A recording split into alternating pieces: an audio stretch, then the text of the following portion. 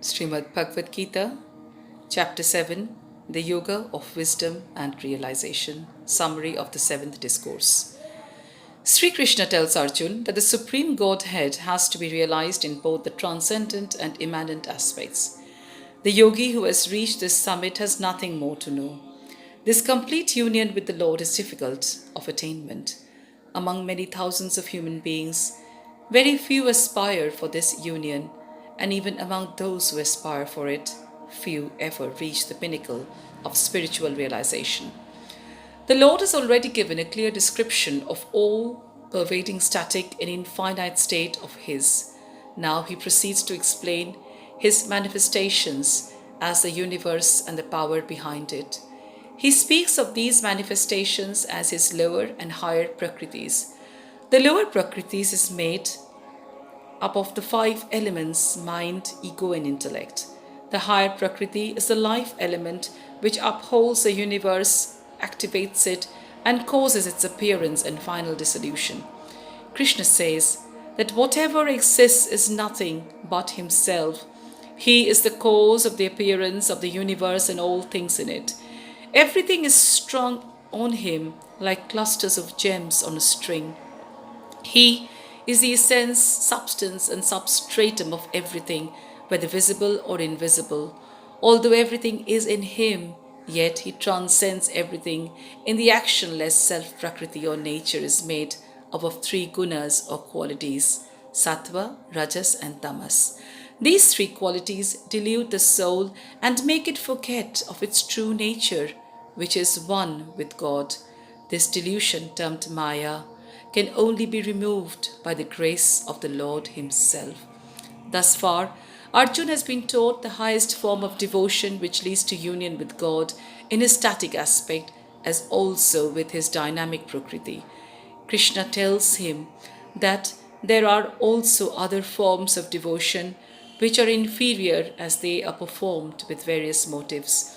The distressed, the seeker of divine wisdom, and he who desires wealth worship Him, as also the wise. Of these the Lord deems the wise as dearest to Him. Such a devotee loves the Lord for the sake of pure love alone. Whatever form the devotee worships, the ultimate goal is the Lord Himself. The Lord accepts such worship, knowing that it is directed to Him alone.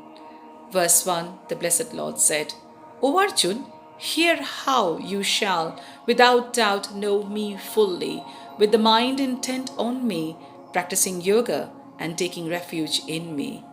I shall declare to thee in full this knowledge, combined with direct realization, after knowing which nothing more here remains to be known. Among thousands of men, one perchance strives for perfection. Even among those successful strivers, only one perchance knows me in essence. Earth, water, fire, air, ether, mind, intellect, and egoism. Thus is my nature divided eightfold. This is the inferior prakriti, O mighty armed Arjun. Know thou as different from it my higher prakriti, the nature, the very life element by which this world is upheld.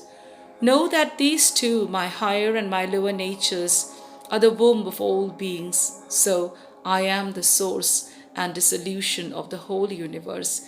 There is nothing whatsoever higher than me, O Arjun. All this is strung on me as clusters of gems on a string. I am the sapidity in water, O Arjun. I am the light in the moon and the sun. I am the syllable Om in all the Vedas, sound in ether and virility in men.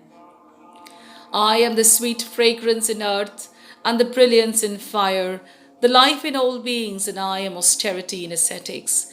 Know me, O Arjun, as the eternal seed of all beings. I am the intelligence of the intelligent, the splendor of the splendid objects am I. Of the strong I am the strength, devoid of desire and attachment, and in all beings I am the desire, unopposed to dharma, O Arjun. Whatever being and objects that are pure, active, and inert, know that they proceed from me. They are in me, yet I am not in them. Deluded by these natures, states of things, composed of the three qualities of nature, all the world does not know me as distinct from them and immutable. Verily, this divine illusion of mine, made up of the qualities of nature, is difficult to cross over. Those who take refuge in me alone cross over this illusion. The evildoers and the deluded, who are the lowest of men, do not seek me. They whose knowledge is destroyed by illusion follow the ways of demons. Four kinds of virtuous men worship me, O Arjun. They are the distressed, the seeker of knowledge, the seeker of wealth, and the wise, O Lord of the Bharatas. Of them, the wise, ever steadfast and devoted to the one, excels. He is the best. For I am exceedingly dear to the wise, and he is dear to me. Noble indeed are all these, but I deem the wise man as my very self. For steadfast in mind, he is established in me alone as the supreme goal. At the end of many births, the wise man comes to me, realizing that all this is Vasudev, the innermost self. Such a great soul, Mahatma, is very hard to find. Those whose wisdom has been rent away by this or that desire go to other gods, following this or that rite, led by their own nature. Whatsoever form any devotee desires to worship with faith, that same faith of his I make firm and unflinching. Endowed with that faith, he engages in that worship of that form, and from it he obtains his desire, these being verily ordained by me alone. Verily, the reward, the fruit that accrues to those men of small intelligence is finite. The worshippers of the gods go to them, but devotees come to me. The foolish think of me, the unmanifest, as having manifestation, knowing not my higher, immutable, and most excellent nature. I am not manifest to all as I am, being verily by the yoga Maya. This deluded world does not know me, the unborn and imperishable. I know, O Arjun, the beings of the past, the present, and the future, but no one knows me.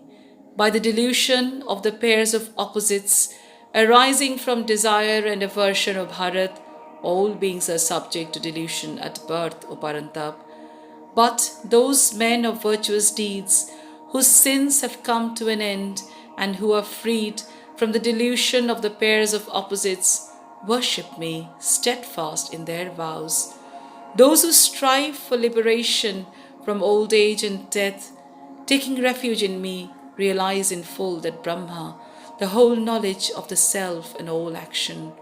Those who know me with the Adibhuta pertaining to the elements, the Adidaiva pertaining to the gods, and Adiyagya pertaining to the sacrifice, know me even at the time of death, steadfast in mind. Hari Om Tat Sat.